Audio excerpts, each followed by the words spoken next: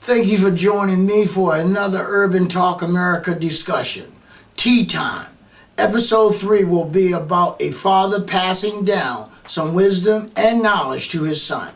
A father tells stories about he learned and what his experience in life was, what went wrong and what went right, to keep you from making the same mistakes. It's called a teaching moment, a sharing of wisdom and knowledge between a father and son.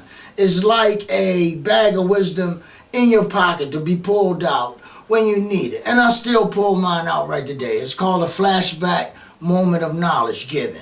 And I hope by the end of this discussion, you too will have some light to shed on your journey to be able to inform yourself to have a better life. Let's do this.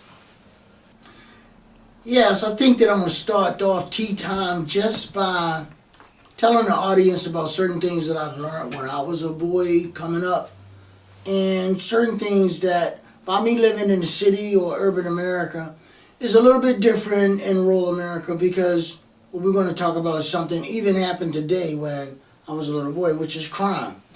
And what we're going to talk about, how to protect yourself with crime and character of a person, and things that you need to know, which he taught me, to try to give me some stepping stones so that I can move forward.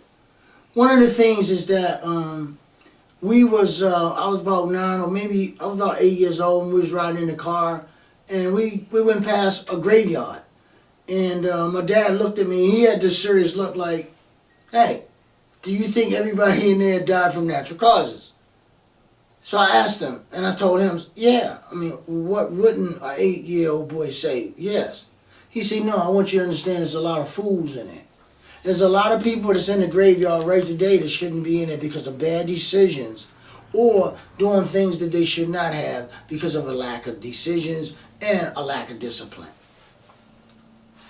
So what did I learn from that? I learned from that is that I try to stay out the way of anything or to do anything that's going to put me in jeopardy or to put me in the graveyard that we pass. Now that might be a good lesson for us all. If you pass down values that your life is of value, then you would listen and reconsider in harming someone else. So that was the lesson that I learned about the graveyard. So the next lesson, that just like anybody else, a young boy, he going through thing and he in love. And so quite naturally you're in love and you ask your dad, hey, what type of girl should I pick or to fall in love with? Because I don't know. I mean, I was a shy little kid, and you see little ladies, but you don't say nothing to them because you shun or the rejection would crush you. So I went to my father and asked my father, how do I pick a quality woman? He said, that's a real tricky question, but I'm going to use something that you might can understand. So he used cars as an example. For what that meant is that he used cars as an example. And the cars that he used, he said women are like cars. You have Cadillacs, Mercedes, you have Volkswagen, you have Chevys, and you have junk cars. You have actually cars that's actually in the junkyard. So I asked him, what do you mean junkyard? He said, you just have some women is no good. Some women just no good for the man. And I'm sure that some women out there would say, hey, you know what? That can go on the opposite side. There is definitely some men ain't no good. And you're correct. So one of the things that I've learned from that was that he explained to me to try to pick a car that you feel as though that you feel comfortable in, and that you feel comfortable with the person, you feel comfortable with the woman, such as this. He would say to me, now when you choosing a mate or person that you want in your life, if you consider yourself as a one, as a positive person, as an energetic person, a go-getter, then why would you choose a 0? What is a 0? A 0 is a non-motivated individual that don't believe in anything. But yet and still you the opposite, but yet and still you still deal with that situation. So remember, that 1 will never go further. And matter of fact, that 0 will take from that 1, because if you add it up at the end of the day, you're going to be a 0. So it's best for you to always do your math correctly in life. 1 and 1 is 2. So making sure that you kind of compare the people with the character and the things that you want, so that therefore the ride can be smoother in life. So always try to pick a mate that has the same ideas on the objectives that you have. And that was with the cars, and I think that was also with the math. My dad was telling me using math. Another situation that my dad used to tell me that I thought that was very interesting. Character. What is character?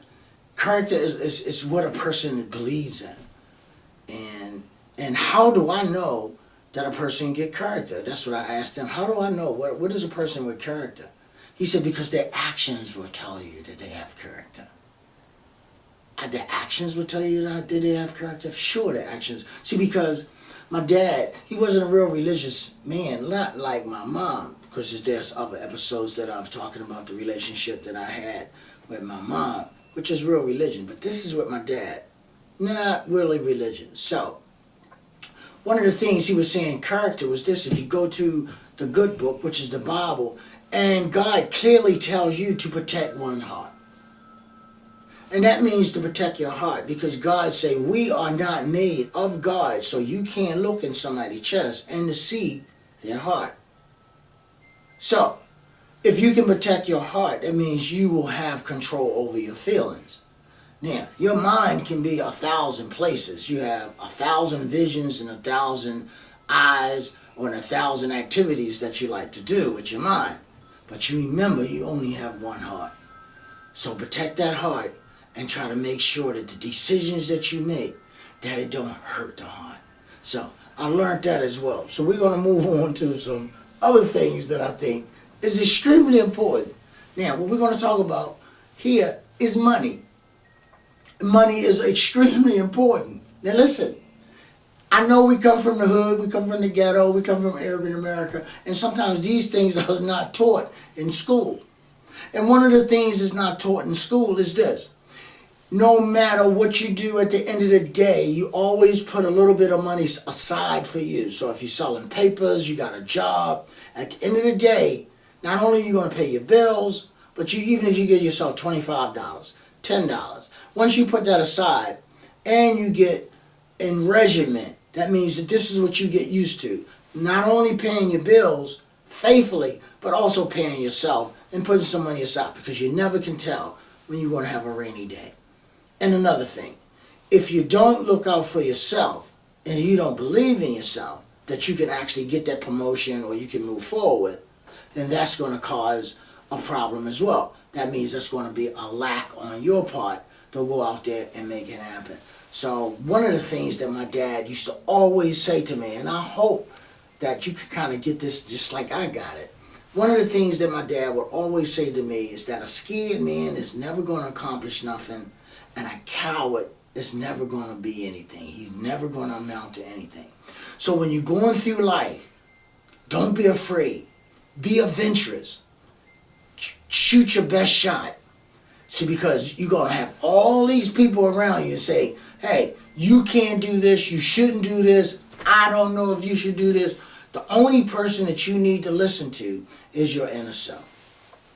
And I think that was some lessons that my dad taught me that took me to a point where even right today, when I get confused and I'm trying to find my way, I figure out, what am I going to do? I have a tendency of pulling in my pocket and getting some of that knowledge flashback that I got from my dad. And it always have a tendency of putting me on track. And that's what is extremely important for me, that therefore I can build on what did I receive from my dad. So what we're going to do is we're going to move on to another discussion, which I think is very touching too, is responsibility. Being responsible is something that we has to be taught. being responsible is something like, I want to say this to you guys out there, is that being responsible is that when you're young, you want to take the little cutie pie, your first date, you want to impress her. You want to go rent a car, have a car. You just want to show that you a man about town. You growing. You got this responsibility. So if you still have that same energy as a young man, you should still have that same energy as an elderly man or a mature man. So don't let your eyes get off the ball to continue to be that responsible individual and making sure that the decisions that you making is actually going to be a long term, not short term. See, because whatever you do, you should try to plan ahead. Because today, this moment is not promised to you. So I think that when you start looking at life, start dealing with life, I think that's very interesting. And I think that another thing that was very interesting that I like to say, because I've talked some things about my dad and I've said some things in the book about my dad, Surviving in Bmore and The Bastard Child, that wasn't so pleasant about my father. Some of the things that he said and I wrote in the book, and some of the readers has asked me, did my father have a jealous streak? Was he just mean or cruel? I think that for me to answer for my dad, and he's not here, he has passed, I think that he wanted a son to be everything that he could not be. All the mistakes that he made, he wanted to make sure that I was aware of these mistakes, even when it came to a woman, finance, job, career, all these things that he wanted to explain to me that life is not a straight road. You got a lot of turns. You got a lot of mountains to climb. But the bottom line is this. Prepare yourself with the knowledge and the energy that you need to move forward. And that means study, discipline, planning. You wouldn't go on a trip without putting the address in the GPS to say, hey, I think I'm going to this particular location. Sometimes we just do it just to go across town. But now, when you're talking about you dealing with your life, you got to put that GPS in there, say, this is what my accomplishments, and this is what I'm going to try to do, and I'm trying to get this map to take me there. So go ahead and start napping that in your GPS and see if it can get you there. And that's extremely important to always know where you at and then how you can get to that particular point. So, like I said, a lot of times when a father sit down with his son, it is actually a journey that he can always tap into and realize that this is something that even the son will take on no matter how old he is, that always that flashback of moments of knowledge will come out, especially when you need it.